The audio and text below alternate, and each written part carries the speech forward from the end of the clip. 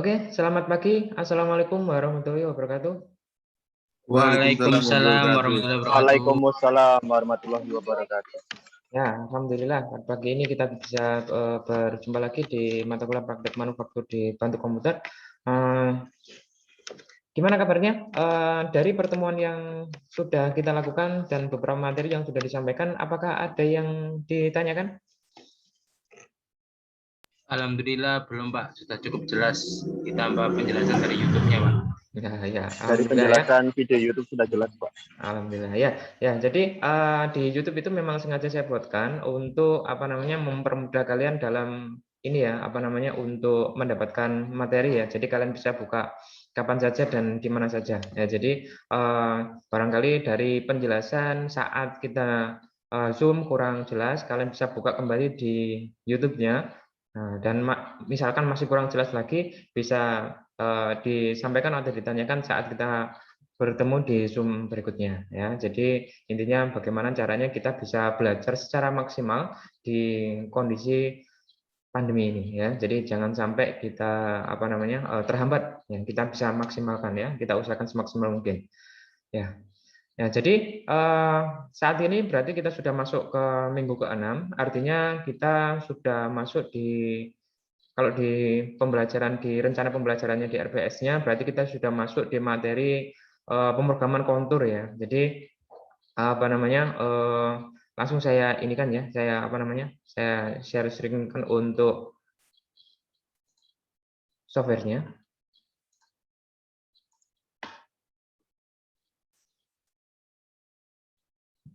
Oke, sudah terlihat di kalian? Sudah terlihat, Pak. Sudah, Pak. Oh, oke, sudah ya. terlihat dengan jelas, Pak. Oke, alhamdulillah ya. Ya, kalau kemarin kita sudah membahas tentang phasing ya, ini ada lingkarannya.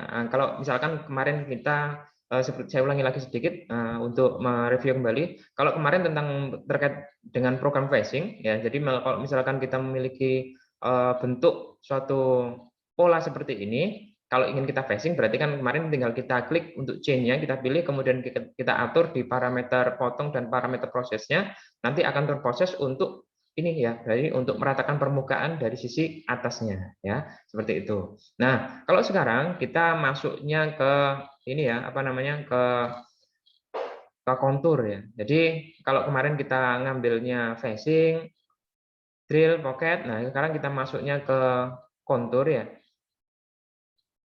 Ini ada pilihan-pilihan yang lain. Nah, ini sekarang kita masuk ke kontur ini. Nah, ini ya. Ini kita oke kan?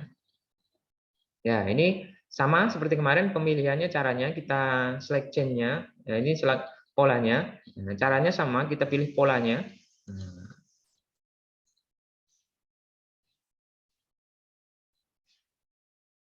Ya. Nah, ini ya akan tampak tampilan seperti ini. Ya, akan tampak tampilan seperti ini. Nah, di sini saya akan menjelaskan. Nah, tadi kan masuk caranya ngambil sama ya, caranya untuk pengambilan chain-nya sama. Jadi ketika sudah masuk di pengaturan parameter kontur, nanti tampilannya seperti ini ya, tampilannya seperti ini. Nah, sebenarnya untuk mengingat-ingatnya, untuk perbedaan dari masing-masing program itu kalian bisa amati secara visual dari bentuk produk yang ada di sini. Nah, ini kalau kita ilustrasikan ini kan seperti blok mesin ya. Nah, di sini terus kemudian diperlihatkan adanya pola pergerakan pada sisi terluar dari produk.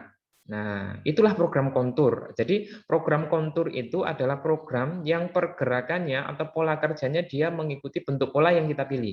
Jadi artinya kalau pahat itu bergerak melingkar di sini, di sisi terluar dari produk, berarti chain yang kita pilih seperti lingkaran tadi ya, berarti bentuknya seperti pola dari produk ini. Nah, jadi dia mengikuti. Nanti tinggal kita bisa mengatur ya. Yang mau dimakan itu sisi terluar dari pola atau sisi dalam dari pola. Nanti bisa diatur di situ. Ya, oke. Oke, bisa diterima ya? Sudah cukup jelas Iya, untuk Bisa, Pak. konturnya? Oke. ya. Siap, Jadi Pak. di sini kita pilih untuk toolpad tipenya, kita pilih tipe yang kontur ini, kita klik saja di situ. Kita pilih. Kemudian ada pengaturan-pengaturan sama seperti yang kemarin. Ini perlu kita define dulu ya, nanti diisi seperti apa namanya di proses yang kita ambil kemarin. Ini misalkan kita contohkan, kita ngambil untuk pengerjaannya kita menggunakan nmil gitu ya, menggunakan nmil. Nah, kita centang saja persis seperti kemarin. Oke. Nah, itu. Nah, di sini akan terdeteksi di sini tool diameternya 10. Nah, ini kita bisa ganti, kita sesuaikan dengan kebutuhan diameter yang kita pakai. Ya, gitu ya. Selanjutnya kalian bisa lanjutkan pengisian untuk RPM, kemudian ada feed rate, feed per tooth-nya, dan plug rate-nya, kemudian termasuk read track-nya. Nah, ini kalian bisa lakukan pengaturan ini persis seperti yang kita lakukan kemarin. Ya, ini apa perlu diulangi lagi? Apa sudah cukup jelas dari penjelasan kemarin? Sudah cukup jelas, Pak. Oke, cukup jelas ya. Jadi kita bisa lanjutkan. Ya.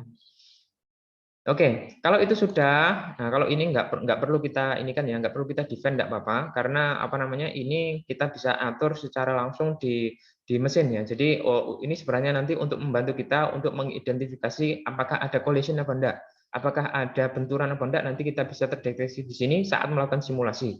Ya, kalau memang nanti dirasa tidak diperlukan ini nggak usah diisi, nggak masalah. Jadi penting apa namanya ini untuk pengaturan panjang bebas dari pahatnya, ini nanti kita sesuaikan dengan kebutuhan dari bentuk produknya. Apakah produknya itu aman ketika pahat itu masuk di kedalaman sekian. Nah, itu nanti kita identifikasinya dari situ. Nah.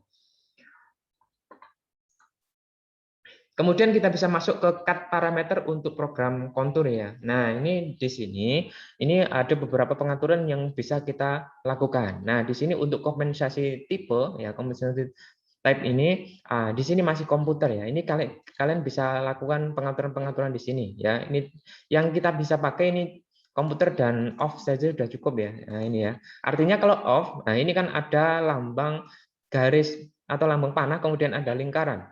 Nah, kalau kalian pilih yang ini, nah jadi bentuk pola yang diikuti dari pahat akan berada persis di atas dari garisnya. Jadi kalau misalkan tadi ada gambar ini ya, gambar apa namanya lingkaran. Kalau misalkan kita punya pahat, nah pahatnya itu center dari lingkaran pahatnya dia persis di atas garis ini. Kalau kita ingin mengajarkan pada sisi ini, sisi kanan atau sisi kiri, kita pakai untuk compensation type-nya kita pakai komputer. Kemudian ini kita bisa pilih sebelah kanan atau sebelah kiri. Nah, ini ya.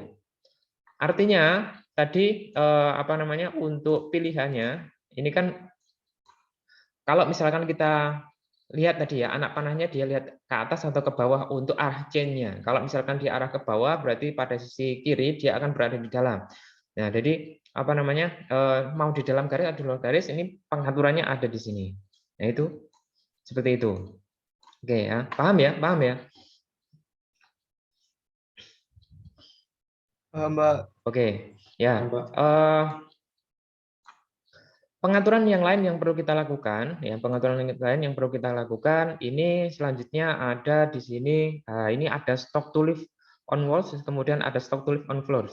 Nah, di sini kalau di penjelasan sebelumnya itu yang di dinding itu yang sisi X dan Y, dan kemudian yang di floor ini yang di sisi Z. Artinya kalau diilustrasikan pada gambar yang ada di sini, ini stock to live. Nah, stock to live itu artinya kita memberikan kayak semacam sisa. Jadi ketika kita membuat suatu pengerjaan, misalkan pengerjaan ini ya istilahnya untuk membuat lubang yang ada di dalam material ini, kalau stok to live-nya kita isi, misalkan diameter awal dari lingkaran ini misalkan diameternya 100, kemudian stok to live-nya itu bisa isi 5, berarti sisi dinding ini dia akan ada kelebihan 5. Jadi ketika program itu selesai, pekerjaan itu selesai, ukurannya tidak persis 100, tetapi dikurangi 5 pada dindingnya. Berarti 5 kanan dan 5 kiri. Jadi dia akan menjadi diameter 90. Nah, jadi seperti itu. Jadi stock to live itu untuk menyisakan. Ya, ini tujuannya nanti untuk finishing ya. Jadi kita bisa melakukan beberapa tahapan proses pengerjaan.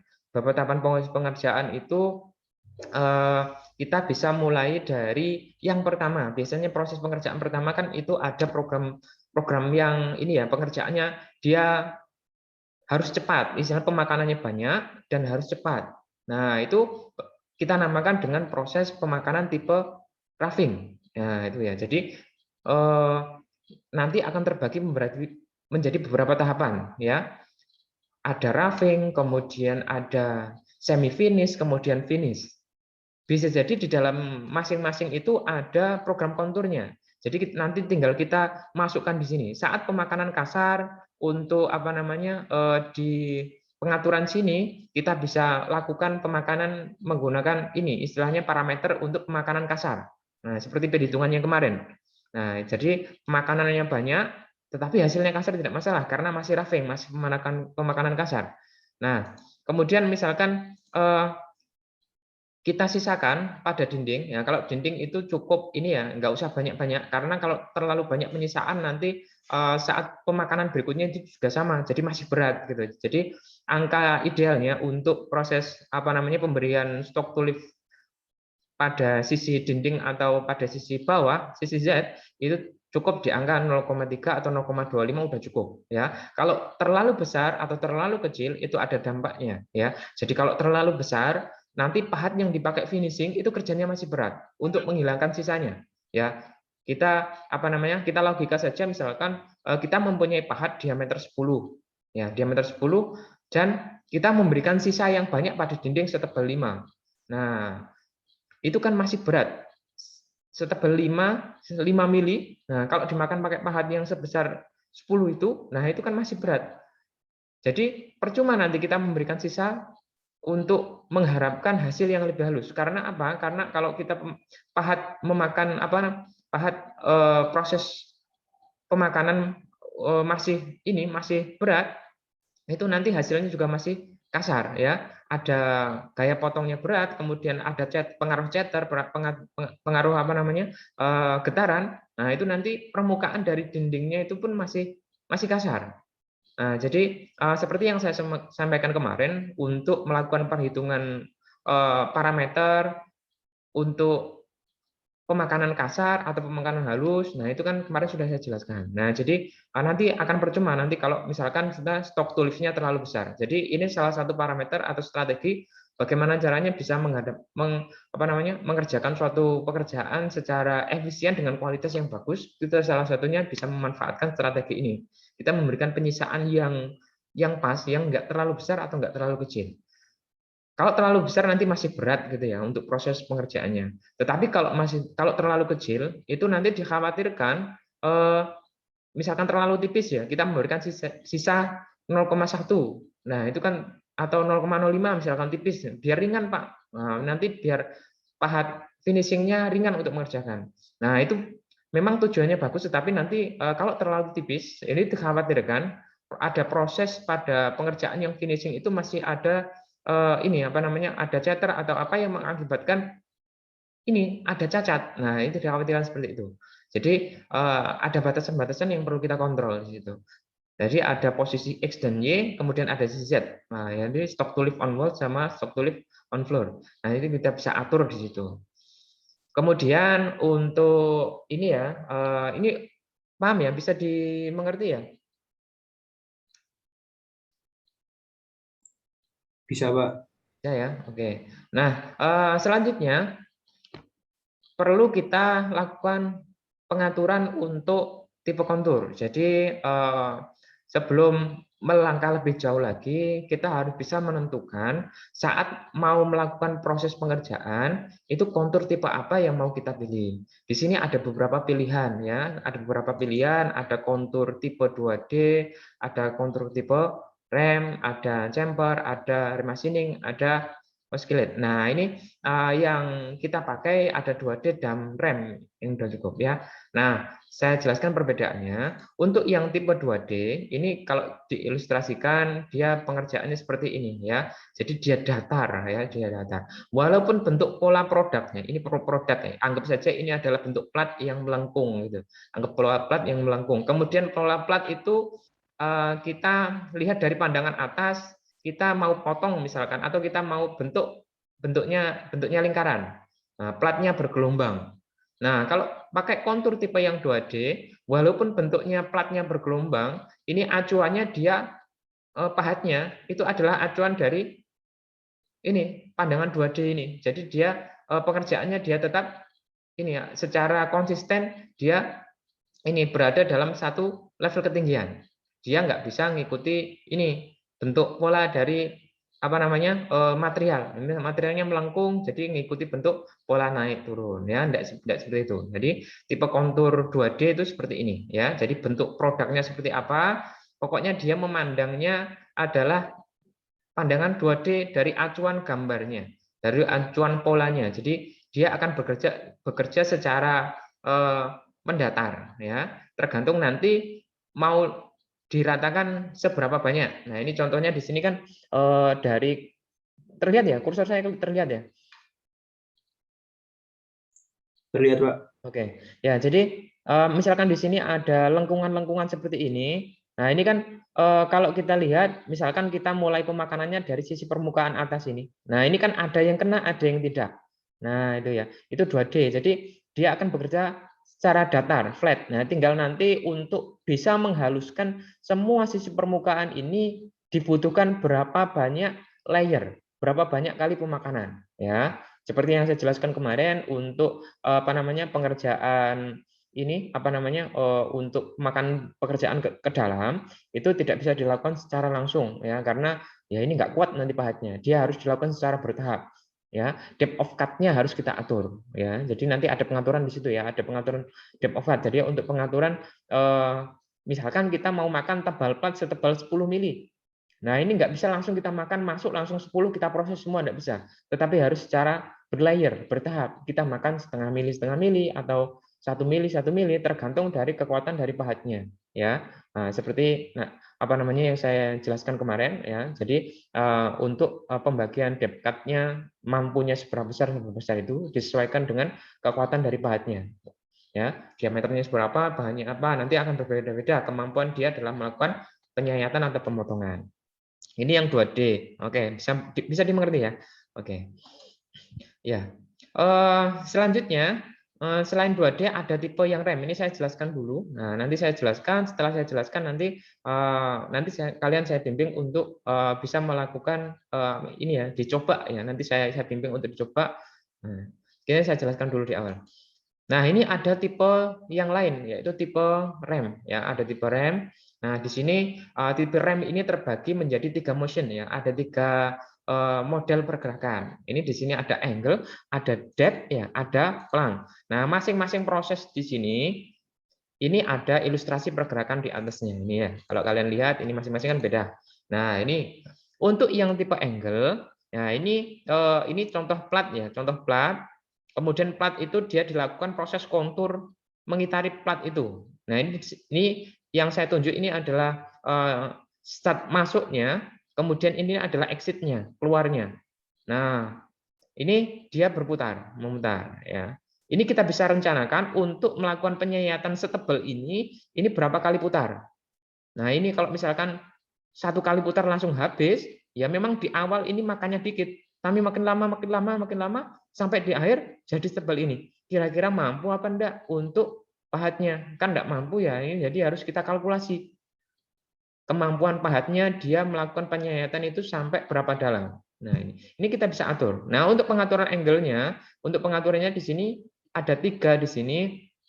Ini adalah 3 itu maksudnya derajat kemiringan. Nah, ini yang ditunjuk panah ini. Nah, jadi kita harus bisa melakukan kalkulasi, jangan sampai nanti dalam 1 kali proses pengerjaan, 1 kali putar itu dia makannya terlalu banyak. Nah, itu. Untuk tipe paham ya untuk angle ya? Paham?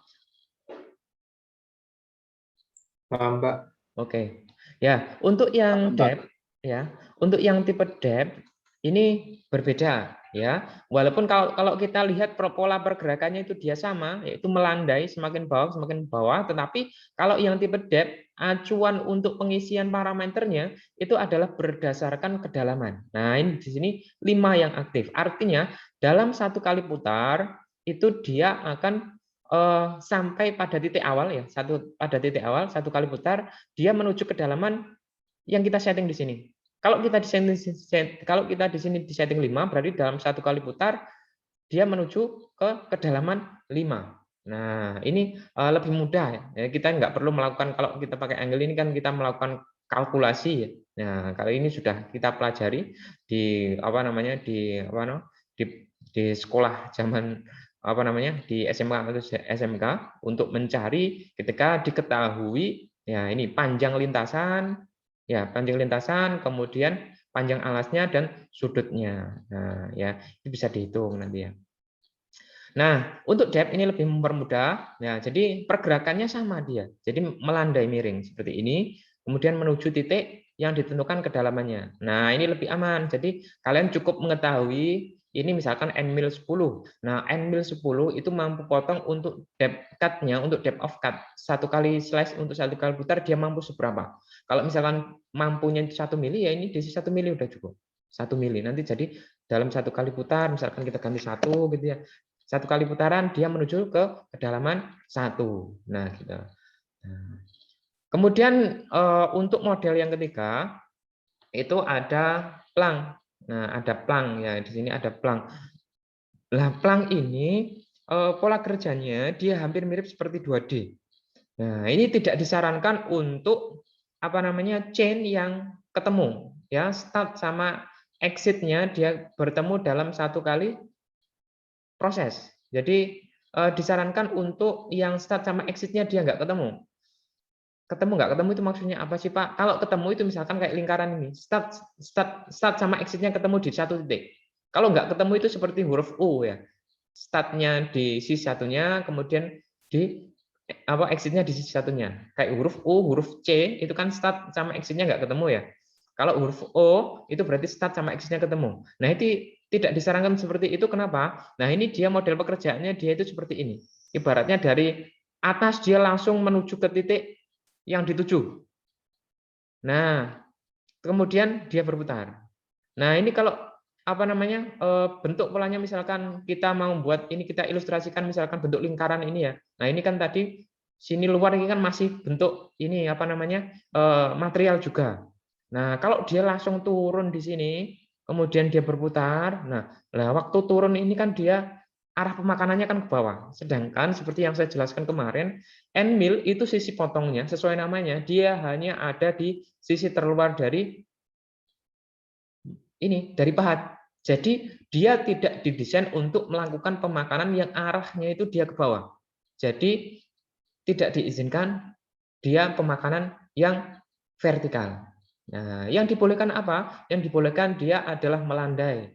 Nah, kecuali ya dia boleh turun ke bawah tetapi di area bebas, ya. Turunnya di area bebas kemudian baru bergerak lurus, itu diizinkan. Turunnya di area bebas. Misalkan turun seperti ini, dia turunnya di sisi terluar dari ini kan material ya. Misalkan turunnya di sisi terluar sini, turun di sini kemudian baru masuk ke sana diizinkan. Tetapi ketika ada pengerjaan di dalam sana, kemudian dia turun di material, kemudian dia berputar, itu tidak diizinkan. Nanti rusak ini. Jadi mata potongnya rusak. Nah, ini langsung kalau ekstrimnya bisa langsung pecah ya, langsung bisa putus untuk material pahatnya.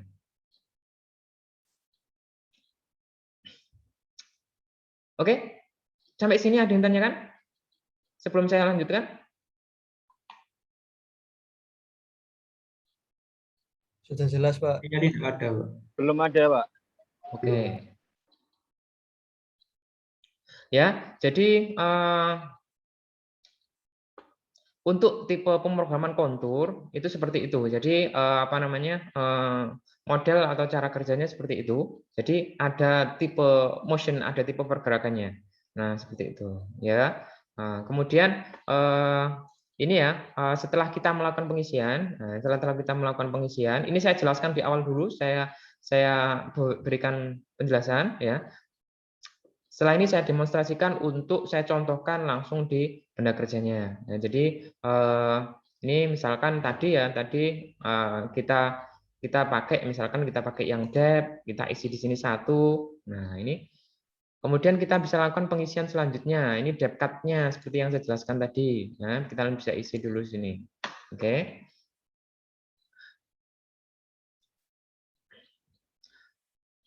Oke, kemudian pengaturan-pengaturan yang perlu kita lakukan lagi, yang perlu kita isikan lagi itu ini ya. Jadi kalau di sini, nah ini kalau dilihat di sebelah sisi sini itu ada beberapa pengaturan. Kalau misalkan kita pakai yang ini ya, misalkan kita pakai yang 2D. Nah, yang tadi, contohkan 2D yang tadi misalkan 2D. Nah, di sini ada yang perlu kita setting ya, ada yang perlu kita setting itu di area let in let out ya. Jadi ini pengaturan-pengaturan ini kita ini kan, kita setting terlebih dahulu ya. Ya. Ya ini supaya nggak terlalu panjang, nggak terlalu ini. Nah, ini kalian bisa ini kan ya, kalian bisa masuk ke sini dulu, kalian coba di laptop masing-masing untuk kalian bisa masuk ke area sini dulu untuk kalian bisa mempelajari ini. Kemudian kita diskusikan, kalian bisa tanyakan untuk ini ini tadi seperti apa kita nyobanya. Nah, itu kalian bisa coba di situ dulu dan mulai di sini nanti diisi ya. Jadi mulai toolsnya nanti diameternya diisi, ini diisi persis seperti tadi. Kemudian sampai di sini ya. Tapi jangan dilanjut dulu. Nah, ini nanti nunggu penjelasan dan demonstrasi dari saya dulu. Coba di laptop masing-masing kalian bisa masuk ke sini dulu ya. Nanti salah satu saya minta untuk bisa ini kan menampilkan hasil pekerjaannya. Oke, ya. Oke, bisa dilanjutkan terlebih dahulu. Bisa dibuka Mastercam-nya masing-masing di laptop, kemudian dicoba membuat gambar sederhana dulu, bentuk lingkaran, bentuk persegi atau apa yang sekiranya mudah. Kemudian lakukan ini percobaan untuk program, ya. Oke.